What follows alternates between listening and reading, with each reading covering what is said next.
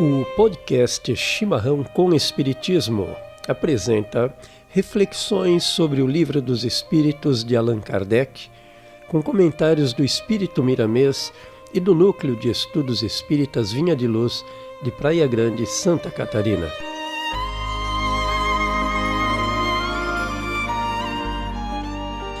Da segunda parte de O Livro dos Espíritos, capítulo 4, da Pluralidade das Existências, abordaremos a questão 172, Encarnação nos diferentes mundos. As nossas diversas existências corporais se verificam todas na Terra? Resposta dos Espíritos: não. Vivemo-las em diferentes mundos. As que aqui passamos não são as primeiras nem as últimas. São, porém, das mais materiais e das mais distantes da perfeição. Comentário do Espírito Miramês. Nem todos os espíritos que ora estagiam na Terra tiveram nela as primeiras reencarnações. Muitos já viveram em outros mundos, dos quais guardaram muitas experiências que lhes servem de amparo contra muitos males. Miramês continua nos dizendo: a Terra, pelo que sabemos, é um dos mundos atrasados, não um dos mais atrasados, no entanto. Ela está na situação dos globos que logo passarão de mundos de expiação para mundos de regeneração, onde o amor começa a despontar nos corações das almas e Jesus será entendido pelos processos da dor, de sorte que as lições do Mestre serão vividas na sua feição mais pura. E Miramês complementa: há, porém, ainda uma distância da teoria dos conceitos evangélicos à verdade prática. Cabe à doutrina dos Espíritos fazer reviver na Terra os ensinamentos do Divino Mestre na sua pureza, para que as almas descubram, pelos próprios esforços, a luz do entendimento, dando início à caminhada de libertação espiritual. Vejamos, Paulo, que conforme a própria doutrina nos diz, os entendimentos espíritas devem evoluir, sempre, com a evolução do homem e da sociedade em que ele esteja inserido. E, consequentemente, nós estamos falando da própria evolução planetária, não é mesmo? Sim, Regina. Nesse sentido, conforme nos relata o iconoclasta, escritor, historiador e conferencista Bruno Godinho, em uma de suas recentes palestras na cidade de Cambará do Sul, Rio Grande do Sul, já estamos vivendo num planeta de regeneração e não mais num de provas e expiações. Ocorre que, também sabemos, serem as mudanças muito tênues e imperceptíveis no primeiro momento em que tais evoluções se estabelecem.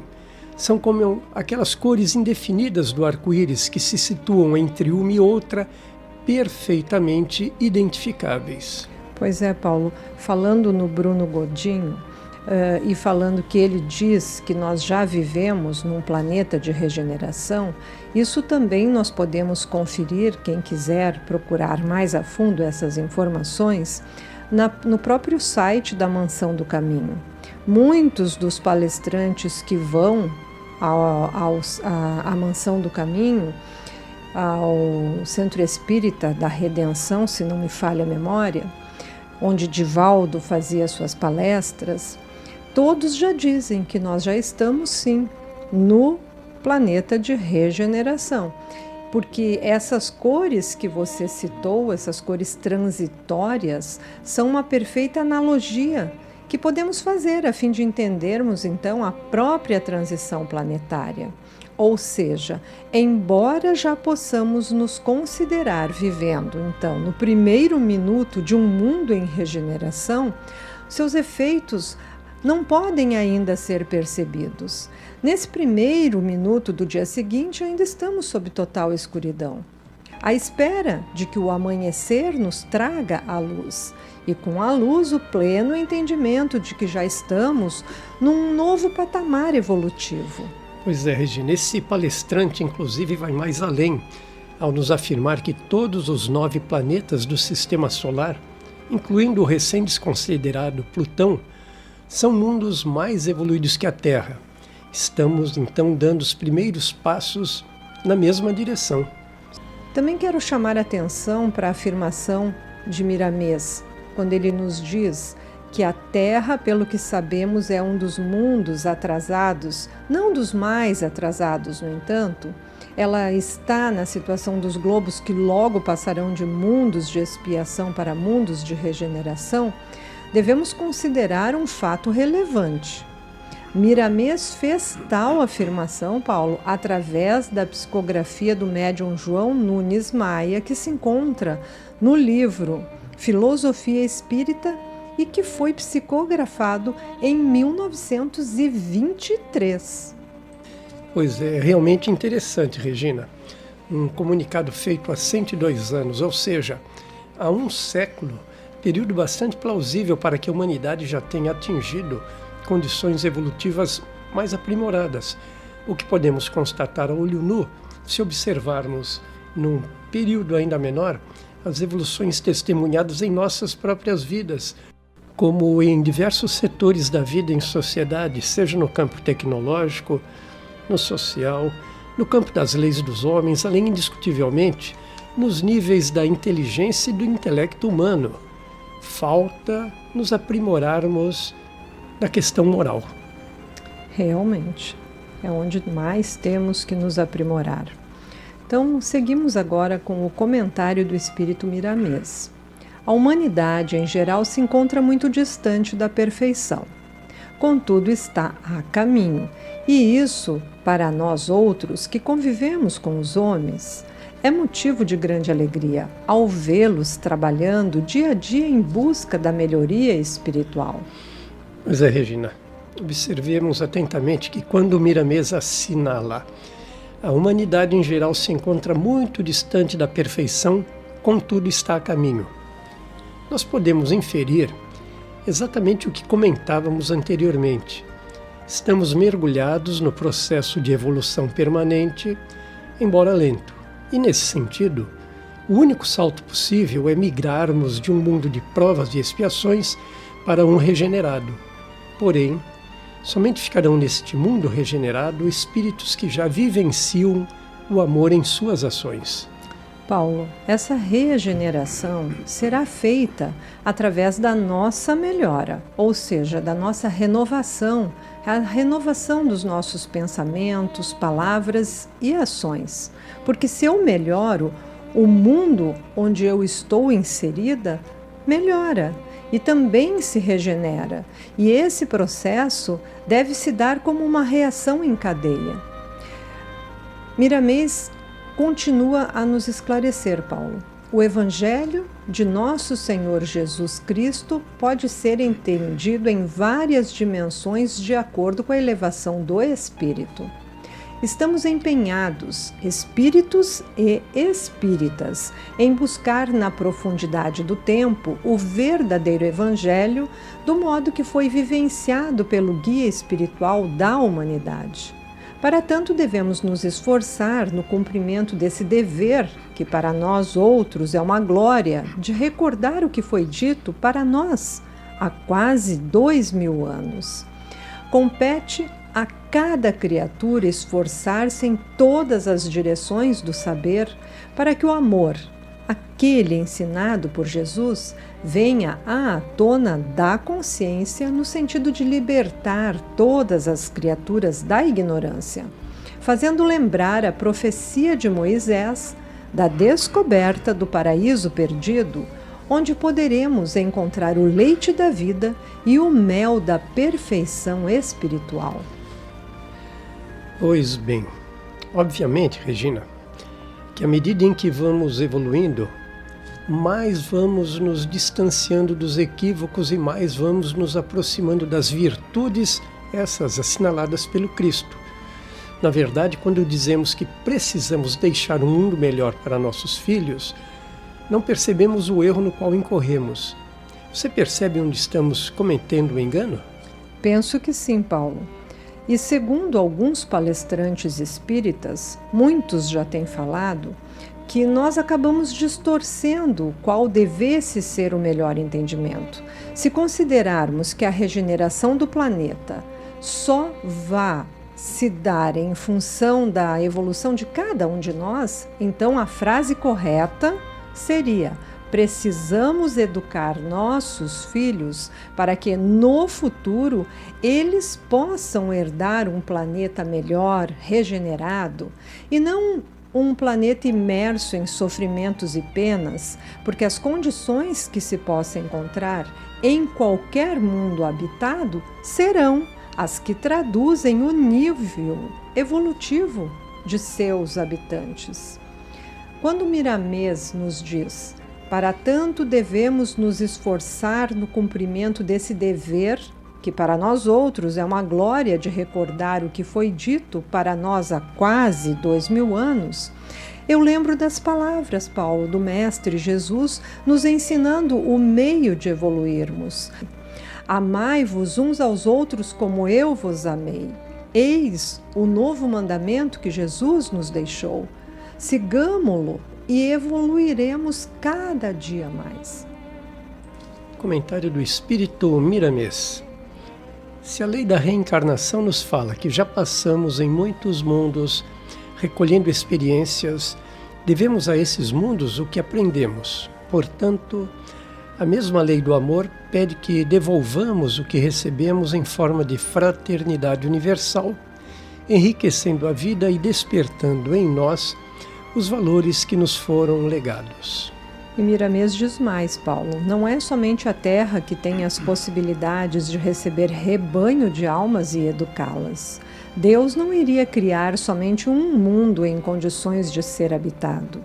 Eles são incontáveis, bailando no cosmo à espera da sequência da vida, adicionando sempre os valores do saber e do amor. E continua Miramês: as vidas que na Terra são vividas não são as primeiras nem as últimas, mas são valiosas, porque nelas o espírito poderá aprender o valor das reencarnações como escolas de luz dentro da luz de Deus. Paulo, Jesus nos disse que há muitas moradas na casa de meu Pai, ou seja, no reino de Deus. Miramês também continua a nos dizer que ao meditarmos na reencarnação, uma luz de maior entendimento desabrocha em nossos corações, levando-nos a compreender que as vidas na Terra podem se multiplicar, quantas vezes forem necessárias para a nossa libertação espiritual. Pois é, Paulo. Miramês afirma que o homem na Terra nem sempre é um ser nativo, ou seja, aqui encarnado pela primeira vez. Pode ter migrado, sim, de outros mundos mais evoluídos e para cá vindo para auxiliar a humanidade terráquea a evoluir.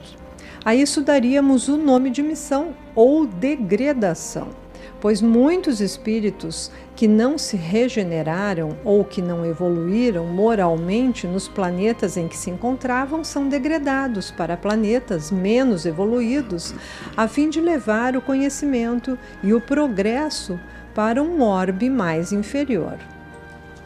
Sim, Regina. Tomemos um exemplo simples. Ptolomeu desenvolveu no século II d.C. o modelo geocêntrico, no qual posicionava a Terra como centro do universo, com o Sol, a Lua e os planetas girando ao seu redor.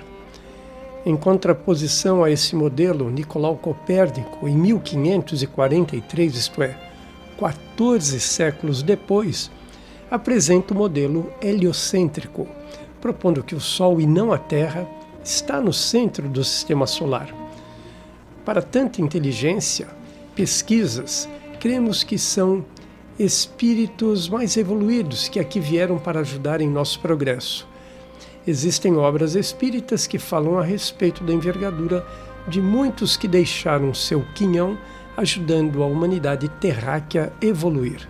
Verdade. Mas aí nós estamos falando em missionários. O outro exemplo, Paulo, a ser citado é a civilização egípcia, que, de acordo com a doutrina espírita, os egípcios são considerados descendentes dos chamados exilados de Capela, que são espíritos vindos da constelação do Cocheiro, especificamente da estrela Capella, localizada a cerca de 42 anos-luz da Terra. Esses espíritos, segundo a crença, foram exilados de seu planeta natal por apresentarem traços de orgulho, vaidade, exclusivismo, que são características que os impediam de acompanhar a evolução espiritual já elevada na sua civilização original. Por isso são os degredados. O espírito Emmanuel cita muito bem na obra A Caminho da Luz, psicografada por Francisco Cândido Xavier. Sim, Regina. A Terra, com seu ambiente mais desafiador, foi escolhida como um campo de aprendizado para que esses espíritos pudessem superar suas fraquezas morais e desenvolver virtudes como humildade, amor e caridade. E a chegada dos exilados de Capella à Terra marcou um ponto de virada na evolução humana, especialmente no que diz respeito ao desenvolvimento espiritual e intelectual. Eles contribuíram, Paulo, significativamente para a formação da civilização egípcia, trazendo conhecimentos avançados em arquitetura, organização social e religião, que se manifestaram então nas construções impressionantes como as pirâmides e no culto à vida após a morte. Exatamente. Os antigos egípcios acreditavam na existência de um corpo espiritual chamado Ka e de um princípio imortal chamado Ba, representado por um pássaro com cabeça humana, elementos que refletem a influência espiritual dos exilados. Além disso, os exilados de Capella são associados à formação de outras grandes civilizações, como a hindu, a hebraica e a ariana, sendo os egípcios destacados por sua prática do bem e pelo culto à verdade.